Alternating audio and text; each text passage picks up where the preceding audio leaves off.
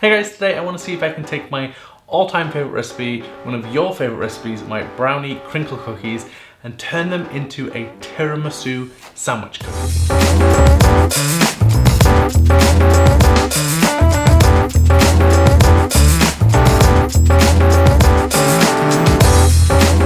So the difficulty we're going to have is getting as much coffee flavour into that cookie as possible.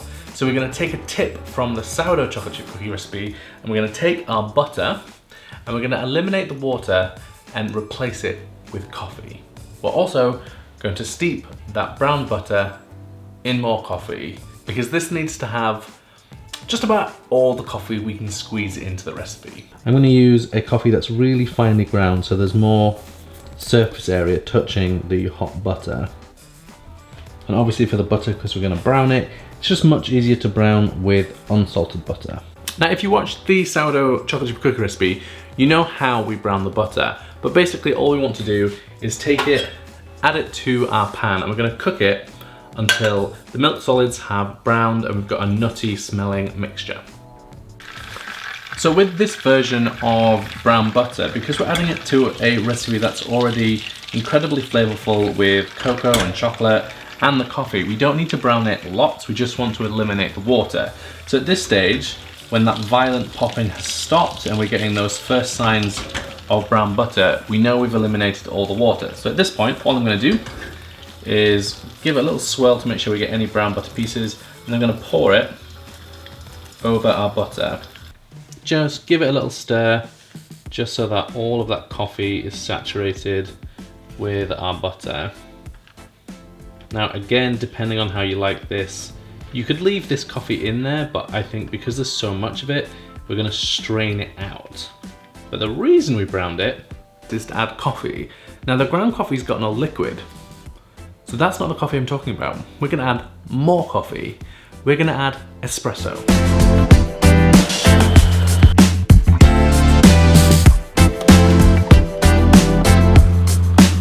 Now don't worry if you don't have an espresso machine, a coffee machine, or you don't want to buy a shot of espresso. Any strong, freshly brewed coffee will work for this. The question is, how much can we add to the recipe? Now it's the same math we did in the sourdough chocolate chip cookie recipe. So all we need to do is figure out how much water we eliminated from the butter. So it's 125 grams, we're removing 18% of that as water when we brown it, so we can add that back in as coffee. So roughly, that's 25 grams of coffee.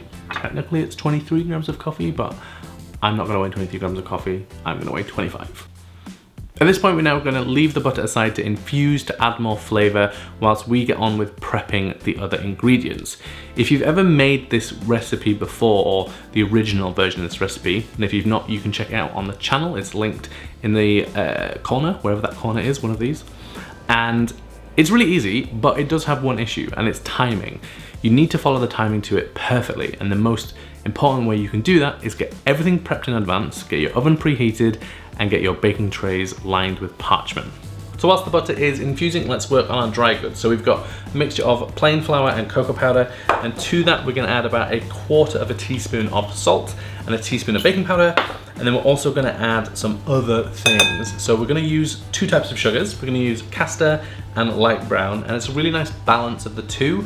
We want some of that toffee flavor from the brown sugar, but too much it will overpower the chocolate and the coffee flavors, so we don't want that. Then obviously we're gonna use eggs, and then our most important ingredient is our chocolate. So I'm gonna use a 64% chocolate that I have from Guittard. It's called Ambandra, and it is a 64% cocoa solid, as I say. And for this recipe, I like to use something that's in the mid-60s to 70s. It's about the right level of sweetness because the cookie's already sweet, so we don't want to add something that's in the 50s that's gonna add a lot more sugar, and something beyond that can be a little bit astringent. So I find 65-ish to 70% is about the right sweet spot for this recipe. So all we're gonna do is combine the dry ingredients together, whisk them together, and have our eggs and sugar ready, because once our chocolate and our butter mixture is combined, we need to work quickly. So now that everything is prepped, we can get on with our butter and chocolate mixture. Now, the first thing we need to do is pour the butter mixture through a fine mesh sieve into a bowl set over a pan of simmering water. And we want to make sure we get as much of the butter out of that coffee ground as possible. So press on the back of the grounds to extract as much of the butter as you can. And then once you feel like no more butter's coming through, you can discard the rest of the grounds. Now, the reason I use espresso or coffee that's been ground for espresso is it's super fine. So if any does get through, it's not super gritty and it doesn't really ruin the texture of the cookie. Whereas if you use something that's a bit more coarse and that gets into it, you may not enjoy that as much, but I don't mind a bit of texture, so it's fine if some gets in. And then to that, we're gonna add our chocolate that's been nice and roughly chopped. Now we want to heat this for a few minutes, stirring until everything is nice and thoroughly melted and we have a smooth mixture. Now this is the really important stage. We're going to take that chocolate and butter off the heat and immediately put the sugar and the eggs in the stand mixer and whisk for exactly 5 minutes. Set a timer. We want them to whisk until they're really nice and thick and ribbony and pale, but we also want the chocolate and butter to cool down enough, because when we combine everything together, if the temperatures or the consistency of those two mixtures is off, it can set too quickly or it can be too runny and we won't get that perfect shiny crust and that nice fudgy texture. So stick to those timings and it will be fine. It will be better than fine. It will be delicious. So add the sugar and then our eggs.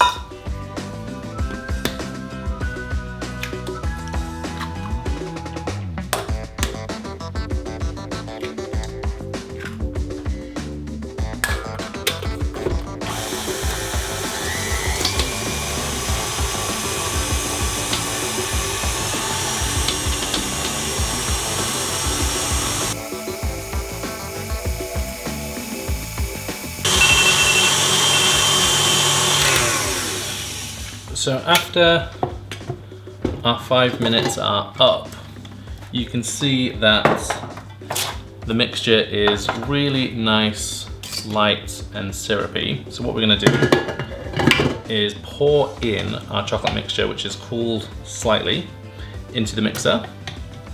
Scrape that in one go. And then we're just gonna whisk that to combine.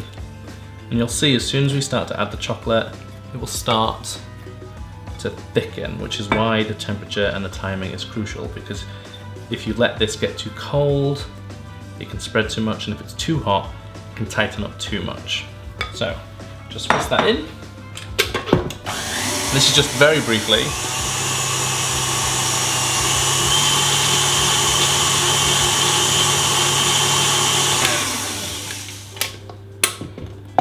Once that's combined, what I tend to do, just to make sure everything is even, is just give that a couple of whisks by hand, just scraping down the bottom. And then at this point, all we're gonna do is add our dry goods. And again, very briefly, mix this together. This is the really important stage. If you do this for too long, you let this mixture now cool down too quickly, it will thicken and it won't spread nicely in the oven. So just do this very briefly.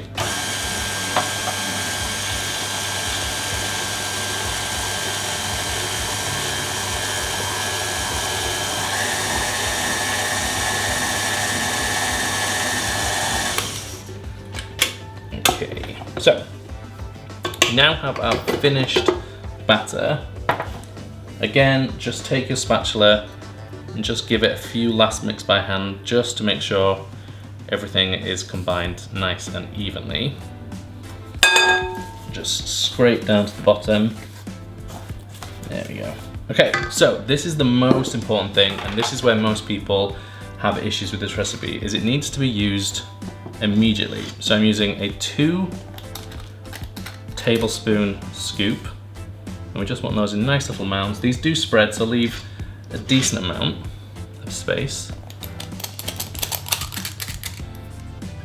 But if you let this set for too long, the cookies will lose all shine and they won't spread in the same way. So just do this nice and quick.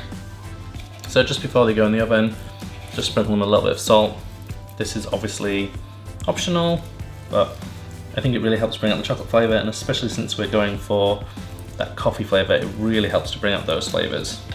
So the other important thing is both trays need to go in the oven at the same time. You can't do one tray after the other. If you do that, when the second tray goes in, it won't spread and it won't have that shine and it won't crack in the same way. So unfortunately, you do need to work nice and quick.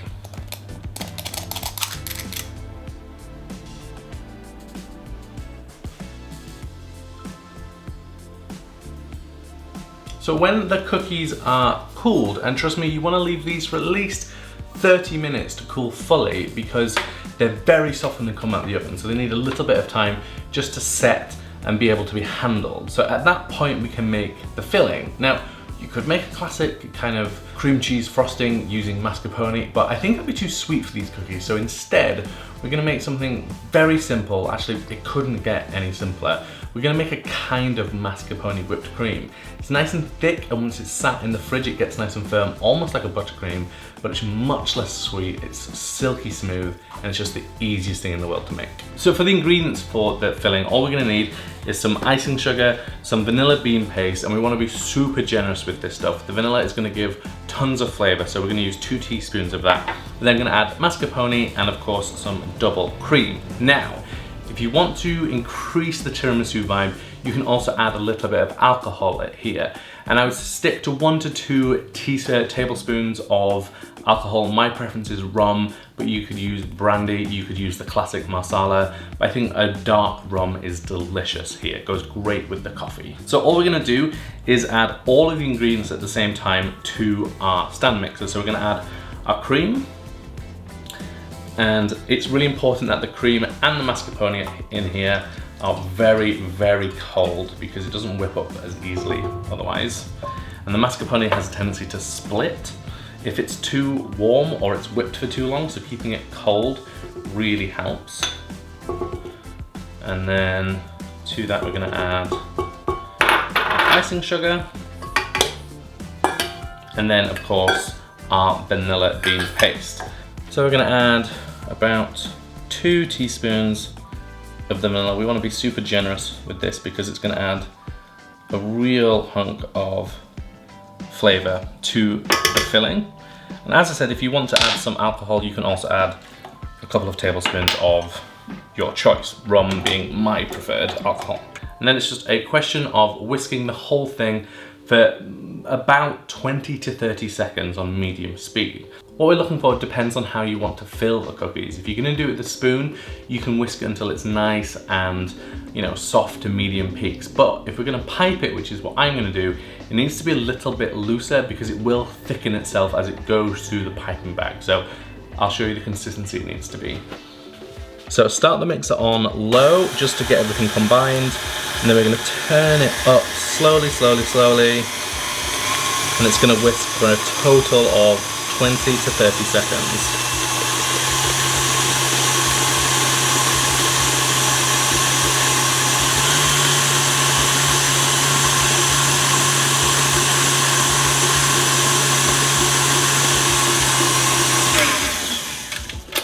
So that is our perfect consistency. It's still nice and soft, really beautiful texture, absolutely delicious. Okay, so once you've got that really nice consistency, I'm gonna pop it into a piping bag just fitted with a plain round piping tip.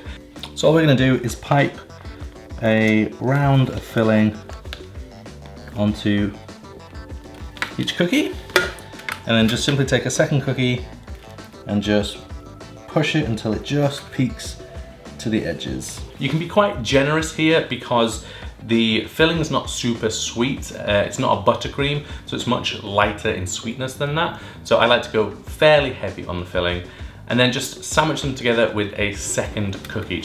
Just being gentle because the cookies are on the soft side, so you don't want to smush them too much, you just want to gently press them together. At this point, you can of course eat them now, or if you want them to be a little bit more like a buttercream texture, you can pop them in the fridge for 20 to 30 minutes and that cream mixture will firm up, as will the cookies a little bit, and you'll get a slightly more firm texture. But that is the recipe. These are the cookies. They are so delicious.